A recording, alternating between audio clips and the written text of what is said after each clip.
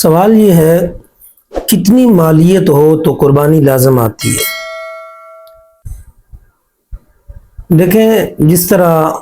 زکوٰۃ کا نصاب ہے اسی طرح قربانی کا نصاب بھی ہے، لیکن فرق صرف اتنا ہے، زکوٰۃ کے لیے ہولان ہول یعنی مالیت پر نصاب پر پورا سال گزرنا شرط ہے، جبکہ قربانی کا نصاب جو ہے اس پر ہولان ہول شرط نہیں، صرف قربانی کے 3 دن اگر کوئی بندہ نصاب کا مالک ہے تو اس پر قربانی واجب ہو جاتی ہے، چاہے وہ مرد ہے چاہے وہ عورت ہے، عاقل بالغ بشعور ہونا شرط ہے۔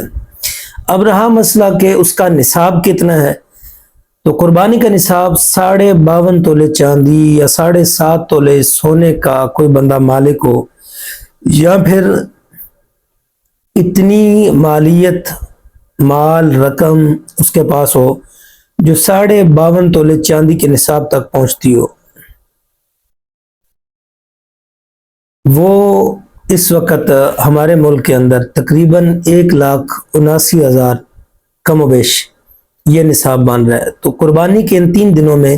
اگر کوئی بندہ 52.5 تولے چاندی کے نصاب کے برابر مال یا رقم جو اس کی ضروریات زندگی سے زائد ہو